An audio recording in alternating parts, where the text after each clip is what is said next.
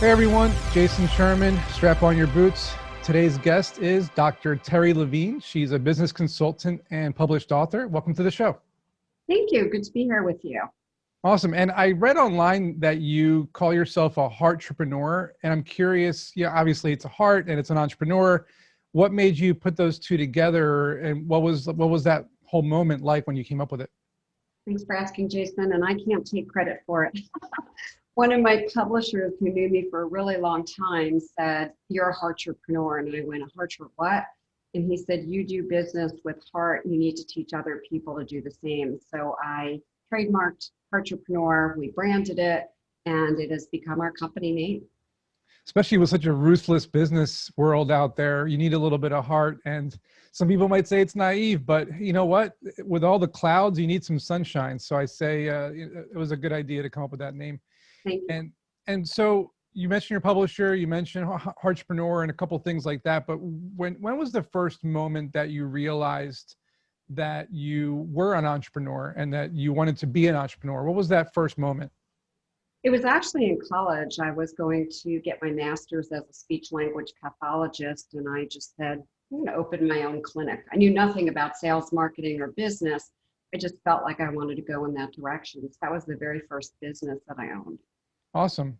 And speaking of business, today's topic is the top 3 things to avoid when running a business. And this is a really touchy subject because there are tons of people out there that want to start businesses, especially with the pandemic. Everybody wanted to start a new business, and saying top 3 things people do wrong or the top 3 mistakes is really going to be tough for you, I'm thinking here, because there are probably 3,000 mistakes that people make, right? So, but let's start with the first mistake people make, and we'll go off of that one. All right, well, I do have a lot. So the very first one that comes to me in this moment is being a cookie cutter business, not being unique, not having a proprietary system, method, product, or program, or service, and then looking like everybody else. People will just go to somebody who's cheaper and not choose you. Yeah, that's a great point. Differentiation, right? Because a lot of people come to me and say, hey, I have a great idea for an app. But when they tell me the idea, it's just like the other 27 apps that are out there that already do what they're saying. And the same goes for the people that want to start an e-commerce business.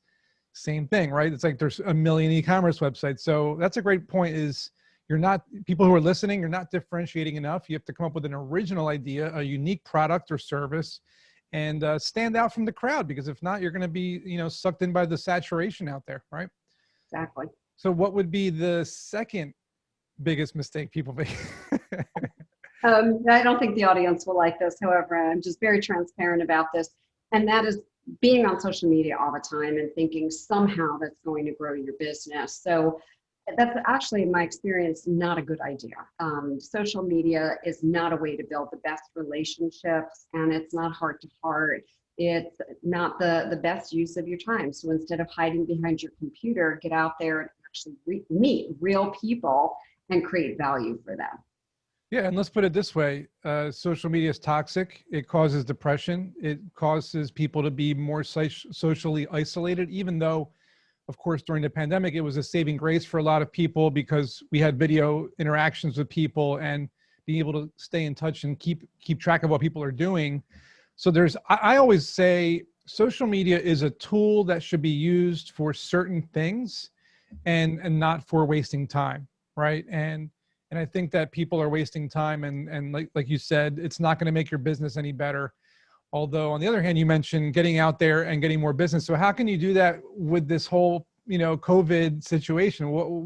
Are there ways that you found that are effective?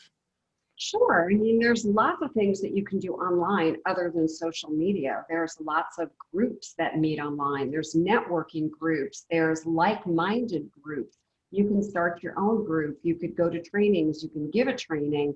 So just really pay attention, because social media by itself is not necessarily the thing. And instead, the thing is being where your like-minded audience can gather and you can really get to know each other, heart to heart, build relationships.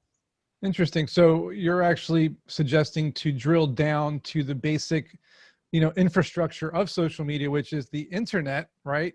Yep. And use the internet to your advantage, not so much, Facebook, Twitter, YouTube, and all these other, stuff that's out there, but actually using maybe online forums, maybe jumping on Reddit, meetup.com, or any other kind of social interaction. That's a good way to look at it. So, people should start doing that instead of looking at cat videos, right? Which are fun once in a while when you're in the bathroom, but not when you're trying to get to work. There you go. Yeah, we've got to spend our time wisely. Exactly. So let's talk about the third mistake people are making. This is going to be a whopper, I'm guessing, in terms of what should they avoid? Stop pitching. I mean, every day, whether it's in my email, whether it's a text message, whether it is on social media, it's a pitch. Build relationships. If I wanted to go on a date with someone, I wouldn't go, hey, go on a date with me when you don't even know me. Stop pitching, start listening and building relationships. That's the biggie. Yeah, and that actually is something that goes way past even just being a business owner. But when you say pitching, for example, to investors, right? Because a lot of people are out there with their product or their service and they're pitching to investors. And in my book and my course, what I always teach is do not pitch investors. Build a relationship with them. Ask for their suggestions and feedback, because you know how rich people are. They love to talk and help people, right? They love to help. So just ask for help. Just say, I'm looking for some feedback, and they'll be more than happy to give you some insights. And then you never know, they might find your product or service enticing. They pull out that checkbook. That's a good point. So let's talk a bit about when you became an entrepreneur and one of the biggest challenges that you faced from kind of transitioning from, like, I guess you would call the corporate world or like the real world to our fantasy world of entrepreneurship. There must have been like a challenge that you faced that was really difficult to overcome, but you got through that obstacle. So I have had 8 totally different multi-million-dollar businesses and this consulting business that I love so much for 27 years. When I first started in this business, I was doing what everybody else was doing. And I was doing the marketing the way they were doing it, and I was doing everything the way they were doing it. And honestly, the challenge for me was it wasn't authentic, it wasn't transparent, and it didn't even feel like I was being in integrity. And I decided not to do it that way and threw out everything that everybody else taught me and told me. And I got 30 clients in 30 days with a waiting list. And I knew that by building heart-to-heart relationships, it was the right way. But I followed the wrong advice to begin with. Wow. That's tough. And everybody has been there at one point, following the wrong person or listening to the wrong person. Now let's talk about the other side of the coin. When you had a mentor or someone who you look up to give you the right advice, what was that piece of advice that really changed the game for you? Oh, I love this. So I had my first mentor. I owned an art business, and this woman owned a competing art business, but she took me under her wing and she was mentoring me.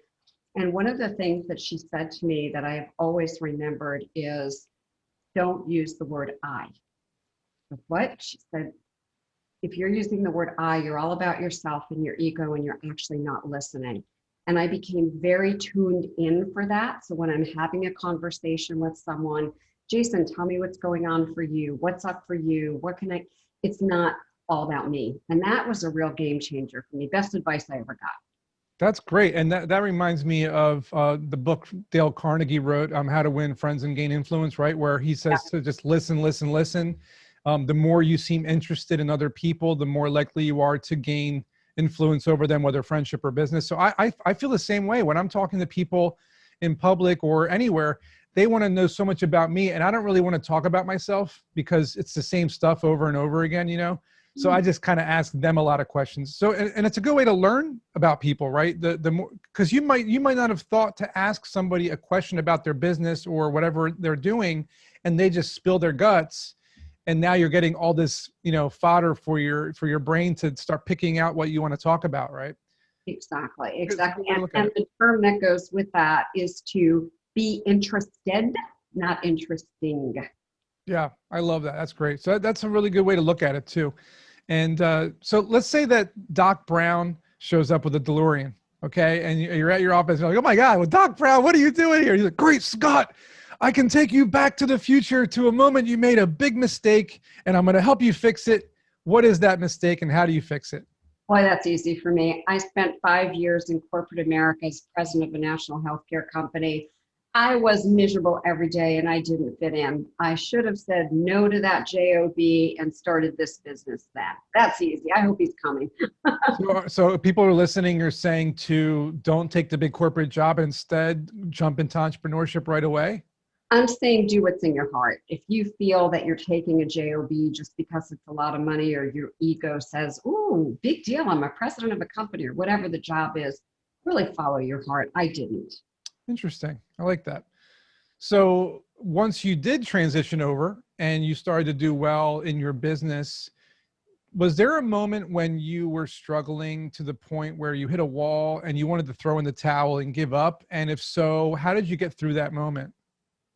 So I can't say that I had that moment. I always find a way or make a way. However, about 17 years ago, I was suddenly struck with a neurological disease and I was unable to run my company. I was literally in a bed and in a wheelchair for 18 months and a huge Jeez. amount of medication. Yeah. And so I wasn't ready to give up my business. I was ready to give up on myself. And I turned that around by turning the focus to other people and not about myself. And I stopped the pity party.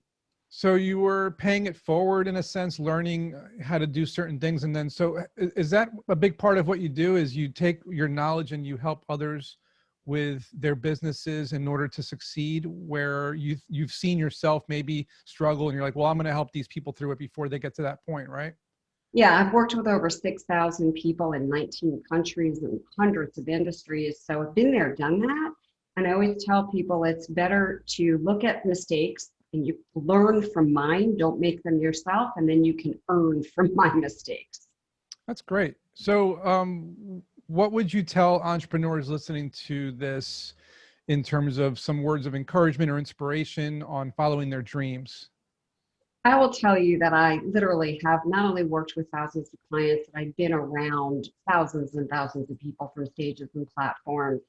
And those people who truly said, this is my soul calling, this is my passion, and went for it and decided to find a way no matter what, are the happiest people I think I've ever met on the planet. So do what's in your heart. I love it. And where could people find out more about what you do and what you offer and how they can get help from you? The best place, honestly, is my Facebook group. We've got about 6,300 business owners, and I give lots of free training. And my life's work is all in there for free. And that group is called Heartpreneurs, which has an F, Heartpreneurs with Terri Levine, or heartpreneur.com is the other place. Awesome. Everyone, check out heartpreneurs.com and her Facebook page, because that sounds very valuable and insightful. I'm excited. And before I let you go, I want to do a quick lightning round. It's a little silly, but it's fun just to kind of have some fun. I'm curious what everyone thinks about these, because I always think about it. So if you had to choose the better of two evils, would you choose MySpace or Facebook? Facebook. All right. If you could pick one of these four for your next business and it would succeed no matter what, would it be traction, technology, team, or revenue? Revenue. Okay. Everybody usually chooses that for some reason. For some reason, I always think traction is better, because traction's tough to get, man. Traction, revenue, not so much, but traction. All right. What's your favorite company's culture? Zappos. Oh, cool. All right. I like Zappos. Nice, good pair of shoes. If you could choose a city to start your next company, which would it be and why? It would be Playa del Carmen, Mexico, because I live there 4 months out of the year. I love the people, I love the culture, and I would love to make an impact there. That's great. My parents go there 1 month every year. Oh, wow. How about that? They always invite me, but I'm single, so I don't like going by myself because I'm single. So one of these days I'll go. One of these days I'll go. All right. Let's say Neo shows up and he plugs you into the Matrix and says, you can learn one thing by plugging you in. What would it be? How to be happy all the time. Well, he didn't give you the red pill. That's a chemical, man. I'm talking about a skill. I know Kung Fu.